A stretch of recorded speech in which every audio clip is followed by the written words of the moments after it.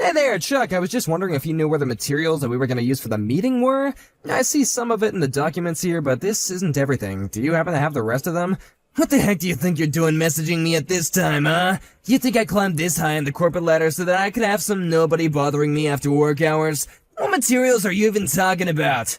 I am talking about the things that we need for the meeting that we're going to be having tomorrow. I thought that our department head assigned you to get those ready for tomorrow, didn't she? Oh, those documents. I think the ones that you're talking about, I know. I just figured that since the meeting isn't going to be until the afternoon, that I could wait until tomorrow morning to get the rest of them done. Hold on a second. You were going to wait until tomorrow to get all those documents done? Don't you remember that we got the memo from the headquarters saying that they wanted to move the meeting from tomorrow afternoon to 10 in the morning? Wait, what? When was this? I don't remember any memo going out about changing the meeting time. But Chuck, you were the one that forwarded us all of that when it came through. Don't you remember doing that? Are you kidding me? Did I really do that? I don't remember anything of the sort. But you even told us that in the same email that you were going to make the materials ahead of schedule and you were going to get them done so that we can review them before the meeting. Did I really say that? I don't have the slightest memory about any of that. Well, there was even the bit in the memo where we could respond and that we had all seen it and marked them as read as well. But is this really true? I don't remember doing any of this at all. Chuck, you seriously need to go back to the office and finish up all these documents right away? Actually, I don't think I'm gonna do that. You're my subordinate. You should do it all. Hold on a minute. You're really gonna give me all the work just because you were leaving to do them at the last minute? That's right. I'm your boss, and I have a right to distribute work as I see fit. So now it's your problem and not mine. Look, Chuck, I'm really sorry, but I've got to make materials for another meeting, so I have my hands full with that. If you're really making materials for one, then surely you should be able to handle making enough for two. It's hardly even more work for you at that point. Well, I just think that it's gonna take me a lot of time to get everything done in time. You really are a lazy guy, you know that. When I first heard that we were hiring someone with only a high school diploma, I was wondering what the higher-ups would be thinking. But now I see that my first impression of you was right. You have no idea what you're talking about at all, so let me make this very clear to you. You will do what I say when I say it. You know that you can't just treat the employees like this, right? I mean, you're not being fair at all. No, I am being more than fair right now. In fact, I'm giving you special training so that you'll become an even better employee. That is why you're gonna do the work that I give to you, and you're gonna be thankful for the opportunity to prove yourself to me. Anyways, I'm just getting home right now, so make sure you have everything done by tomorrow, got it? Chuck, wait, you can't do this.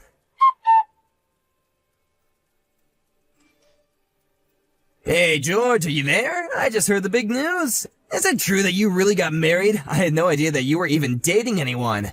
Hello, Chuck. Are you wanting to know more about my marriage? Well, I just heard about it from the first time from someone in the office when we were in the break room together. I really didn't know that you were about to get married. Well, I was, and am now, I guess. Is there anything else that you'd like to know? Is it true that when you got married, you also bought a house at the same time? Actually, we haven't bought anything yet, but we are already talking about buying a home for the two of us, yes. Now that my wife and I are married, we have a lot of big decisions to make about our future. I don't believe it. You mean to tell me that some loser who can only have a high school diploma can afford to get married and is thinking about buying a house? You really have got some nerve, you know that? I mean, just who do you think you are? You think you're better than me or something? Here we go again. I just mean that if you're married, then your wife must be a bit of a weirdo, too. If this lady thinks it's a good idea to marry someone in your position, then you're either lying to her, or there's something wrong with her, too.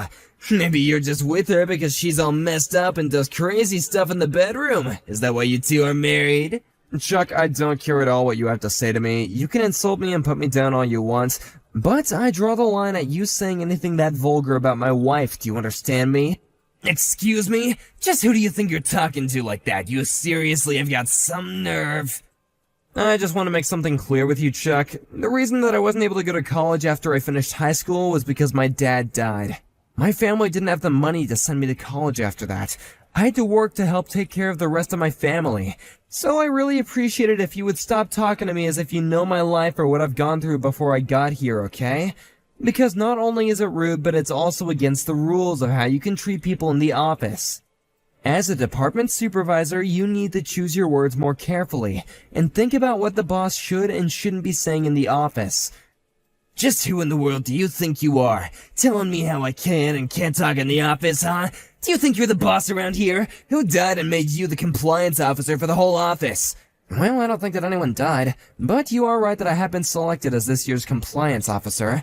Wait, are you serious? You're really the CEO for the office this year? That's right. Anyways, I got a meeting with our department heads to attend to and some clients, so I gotta leave now. Hold on just one second. Are you telling me that you're working directly with the department heads? But you can't just skip over me and work with her. What the heck is going on here? How is someone who doesn't even have a college degree like you doing this, huh? I want to be there too. You tell me where you all are right now.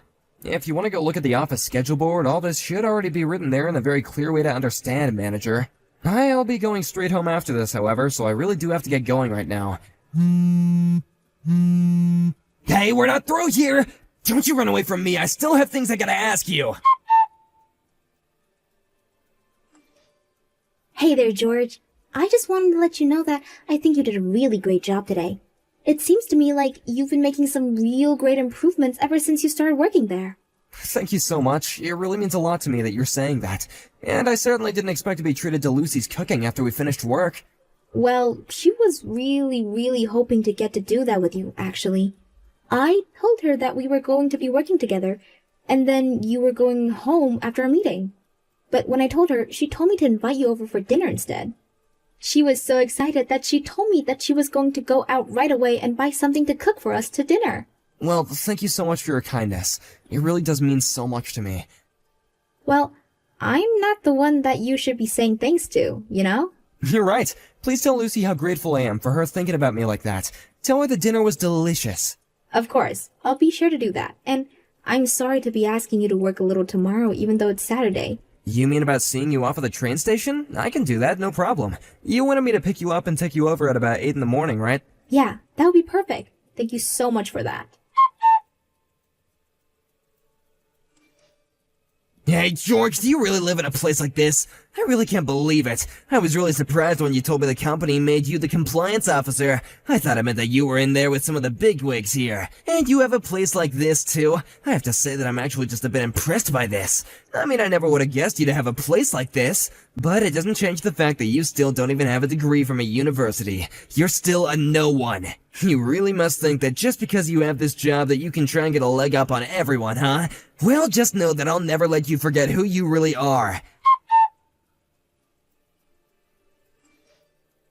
Hey there, George. I just wanted to let you know that I'm having a really great barbecue. I was gonna invite you to it as well, but I heard that you were going to be out of town doing something. Hello there, Chuck. Sorry, I'm not quite sure what you're talking about, actually. What is this about? No, I didn't tell ya. I was gonna be having a little barbecue party, and I was thinking of inviting you, but I guess you weren't here to be able to enjoy it. Well, yeah, I did have something to do this morning, but it's not like I'm out of town or anything like that. I'm actually already home right now. Oh man, this meat is good, and you're not gonna get to eat any of it. Okay. You enjoy that, I guess, Chuck. Hey, George, you still there? I got something to tell you about right now, so answer me as soon as you get this message, okay? Hello again, Chuck. Yeah, I normally don't hear anything from you this often when it's the weekend, so what is it this time? Oh, I just wanted to let you know that I was having a barbecue at your house and there was a fire. Wait, what? A fire? You had a fire at your barbecue party? Is everyone okay? Well, I'm actually going home, but I was having the barbecue party at your house, so anyways, good luck putting that fire out. I'm gonna come back once the fire is put out to get all my supplies that I brought over, but you might want to deal with the fire going on in your lawn, bro. Hold on just one second, Chuck.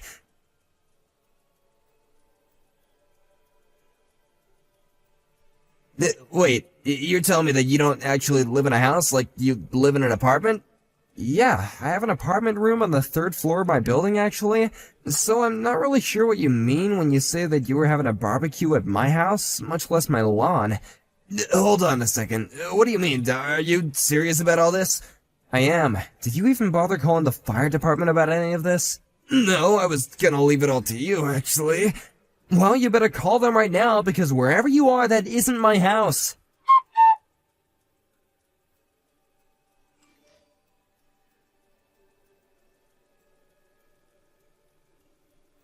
No, Cecile, well, what an honor it is getting a message straight from you. It isn't every day that I hear from you. Please tell me what I can do for you. To what do I owe the honor? I was just wanting to talk to you about this business with you, trying to start a fire at the house of one of our employees? Oh, that, right, of course. Well, the one thing I was trying to do was pull a prank on George, and I think I went kind of a little wrong. He told me that I could have a barbecue at his house if I wanted to, but then he gave me the wrong address, so anyway, I ended up going to the wrong house, and I guess you know the rest from there. Right, well, that so-called wrong house was actually my house. No, wait, I'm sorry, what? That was your house? That's right, it was my house. And I wouldn't have minded as much if there was just a little bit of damage. But the thing is that the fire spread to my prize-winning rose garden and completely destroyed it. So it really was your house then? You really mean that? That's right. It was my house. And I just want you to know that I'm going over the damage that you've caused. Not only to the roses, but to my garden in general, as well as a tree that was designated as historic by the city. So just know that I'm going to be charging you for all of that. You're really gonna make me pay for all that? Are you serious? How could you do this to me? You never told me the house that you were sending me to was Cecile's. I didn't send you anything, although I did hear from one of Cecile's neighbors that they weren't able to put out the fire in time, that they did remember talking to you. They told me that you told them that you had permission from Cecile to do what you were doing. You're honestly lucky that your fire didn't end up burning the whole house down, you know that? I mean, did you really do all that just because you thought that it was my house? But, I mean, you told me that, you just got married and had gotten a new house, so I thought that I would go and check out what the new house was that you were living in. Yeah, and that's why I was saying that I was really surprised about your house. I had no idea how a little nobody like you could afford such an amazing place with a perfect yard like that. I see. So basically you're saying that you thought that Cecile's house was actually mine? But, I mean, I saw you go up to this house after you finished up with work the other day. So how is it that you don't live there? Are you talking about a couple of days ago, when I went home from work that day? That's right. I just happened to see your car while I was out, and so I got into mine, and I thought that I would follow you home, so I could make fun of where you lived.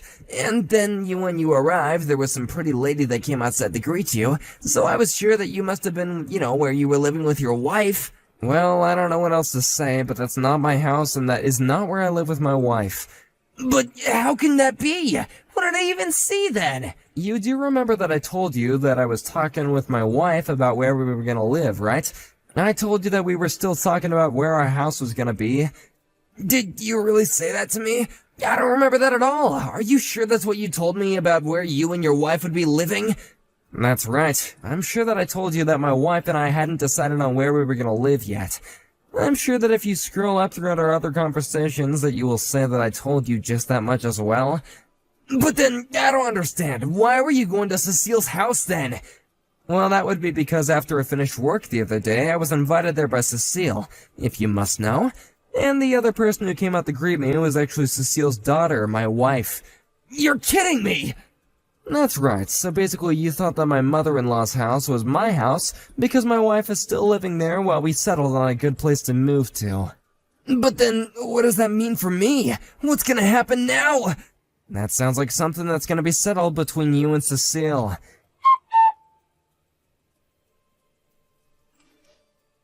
In the end, Chuck was fired. Not only was his out-of-work conduct considered unacceptable, but HR acted on the many reports of his non-compliance with office rules that I made. I imagine that he was probably charged with some kind of mix of breaking and